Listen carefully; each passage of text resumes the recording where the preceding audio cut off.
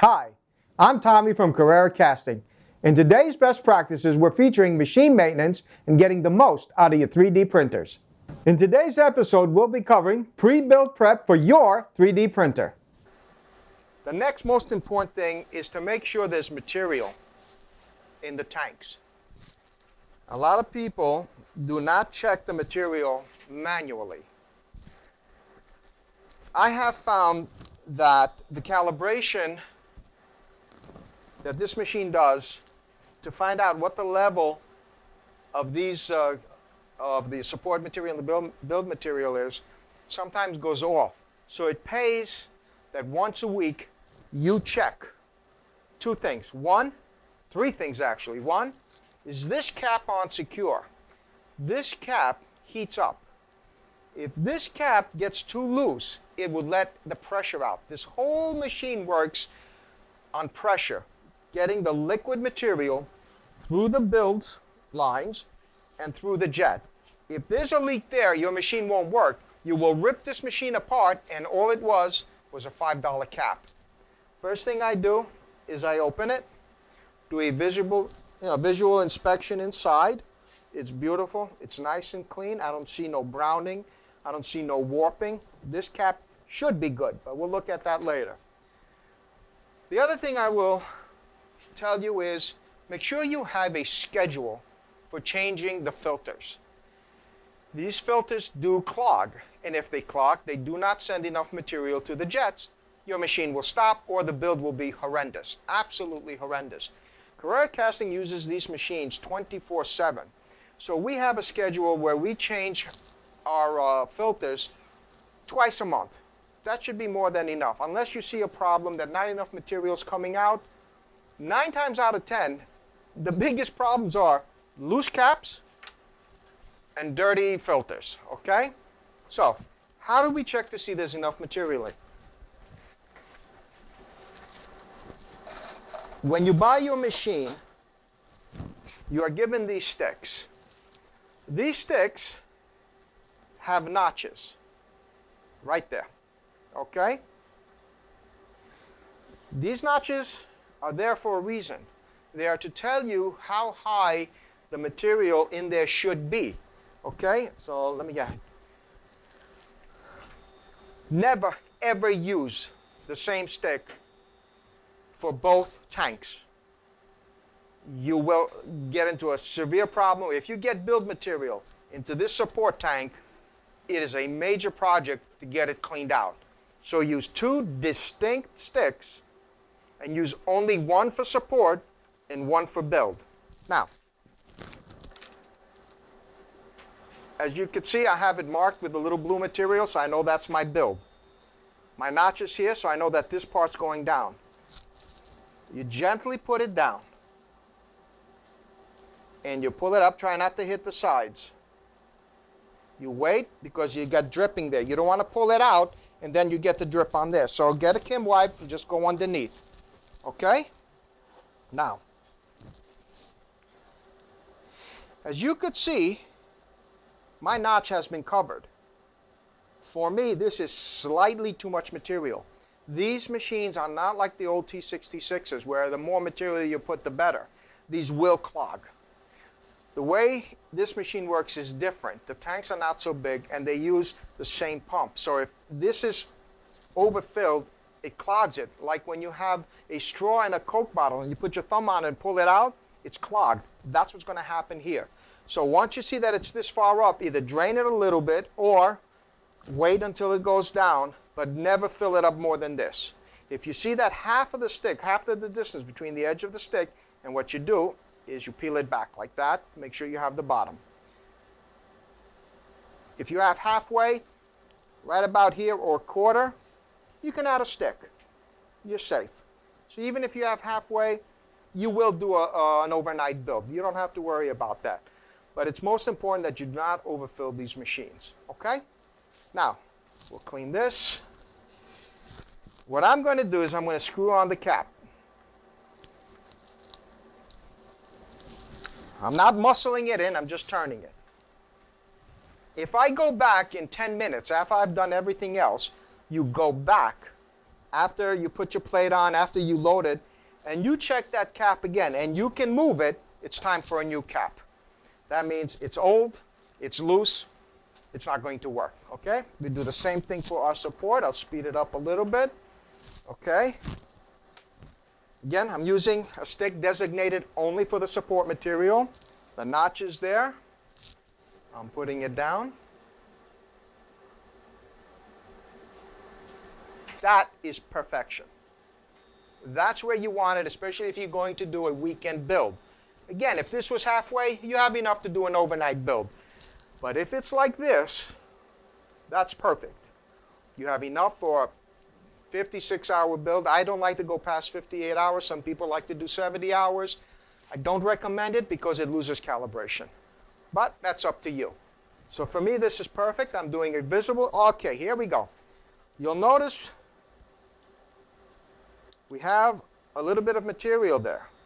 That means either my filter is getting old and starting to spit stuff up, or this top is getting old and it's from the heat, it's adhering to some of the material, some of the vapors that are in there. As a point of interest, in the other video I mentioned to you about spitting. This is what spitting would look like on your platform after you do your post-build inspection. So this is a good way to see. If you see that on your plate or you see it on your machine, you know that there's a jet problem. Okay, so this is good. All right, I'm just going to pull this up gently.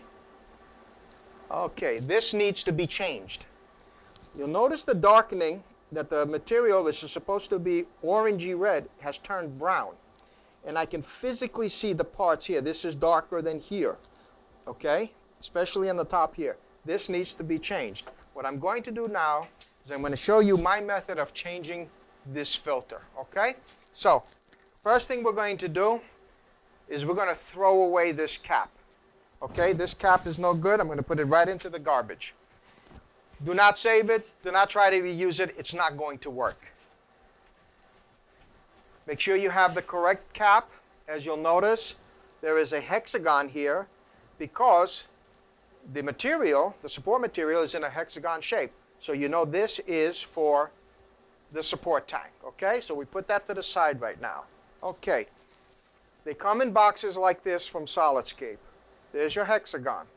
Okay, you cannot use these filters for either or. It is only for support and only for build. We're going to open this up, and please be careful. You'll see that this is where it goes in. Okay? And in here is where it melts. And then when the pressure comes on, it pulls the material that's in here that we've put in there and melted. It pulls it through. This is the filter right here. This is the filter. It pulls it through here and cleans the material before it goes into your build line and then into your jet. So there's going to be material in here. Okay? Also, there's a reservoir on the bottom that has leached through here, and there's a reservoir on the bottom that has the material that actually gets cold for. So you're not going to be left without material if you take out your filter, okay? Be very careful. The material that's left in your filter is extremely hot. You will burn your hands. Now, a lot of people try to save what's in there. Do not do that. This is why I've come up with this method here at Carrera Casting in order to be safe and to do this as clean as possible, because if you try to pull this filter out of here and bring it over to put it into the garbage, you're going to drip material all over your machine. You do not want to do that, okay? So I'm going to put this back in here. Here it is. Get yourself a regular coffee cup. Paper coffee cup. That's what you need. And I'll show you why. What I'm going now, you can use the tools that Solidscape has given you to remove these, and you do not throw that tool out because sometimes these get jammed and you need that to crack it open to get it out. Now, be very careful. Only at the top you pull it out. If it's coming off easy, so much the better. You're going to pull this. Look how close I am. Okay, first thing, right over. So and it just dripped. You see it dripping? You do not want this on your machine. And you're going to see, here's my little particulate. This is what I didn't like. Little particulates here. And this is actually pretty clean, but because we use these machines so much at Carrera Casting, it's better that we put, error on the safe side and change these filters when we see something like that. And then you put it in here and throw it into the garbage. Now I'm going to do something just to show you what I mean about having material in there. Do not do this. You will burn your hands. So look how much has dripped in there. Imagine that was on your machine and now you got to scrape all that off. Or if it goes into the teeth of your belt, you're in trouble. Watch what's going to happen. Whoop, and I just burned my hand. There's openings here. There's openings here. Okay? So once it comes out from here, you just drop it in, straight into the garbage. It's done. Getting my Kim wipe, doing a general cleaning on the top, especially around my threads, that nothing has gotten there, because I don't want this freezing up on me, and I don't want to get some old material going right into there. Clean that, got it out. Clean that, okay. I'm not touching that. I don't want the oils of my hand touching that. And just perfect. If you think you have to smash it in, something is wrong. Don't do that. On the inside of here, in the back of the machine, there's a pressure hose that's attached to this tube where the filter goes into. I've devised a tool that looks like this, and this has support material on it telling me that this is only for the support tank. The distance between here and here is the length from the top of this screw to where that hole is. Now, if that hole is not clean, clogs up the whole system. So, you got to go in gently until you find that hole, and there it is. And it was a little clogged, so I was right to change this filter. Also, sometimes while you're pulling up the filter, the material will get in there. So it's good for you to clean it. Now look what's happened here. You'll notice again, I have support material telling me that this is for the support tank. Okay? I'm not forcing anything. In all electronics, in all machines, if you see you have to force something, stop. Something is wrong. Get a better inspection, get a better visual, see what's going on. So I just go in and out nice and gently. You see I'm not forcing anything. I go back, I pull it, and there it is. You see the little schmutz I got out of there? All right? So I know now that my pressure tube is not clogged. Now I can put back my filter. You should do this before you put the filter in. That would be the best way. All right, so I'll get this. I'll put this back in. Okay. Close it. Don't manhandle it. No tools. Just your hand. Clean. Clean. You cannot clean enough. You just can't clean enough. I'm sorry. That's just the way it is. All right? Throw this out. Now, remember, more than 10 minutes ago, I put this cap on before. I'm going to check it to see if it's loose. I just moved this. This cap has to be replaced. Now, you'll go from experience, okay? Normally, I wouldn't change this, and I put it in a little loose just to show you what you would feel. This cap is actually okay, but because we've used it as a test, I'm going to throw this out. There's my new cap, and put it in. Now, if you see that you put it on, and you can actually turn it more than a quarter after about 10 to 20 minutes, then you know that this cap has heated too much, the rubber or the plastic has gotten too soft, it's time to change it. You will save yourself an enormous amount of headaches, an enormous amount of time. Now that's it. Sit back and relax. To do an overview of what we just spoke about, check your filters, check the level of your material, build and support, make sure everything again is clean, and you're ready to go. Hope you enjoyed this segment, and stay with us. There are more best practice videos in CAD and 3D printing for jewelry manufacturing to come.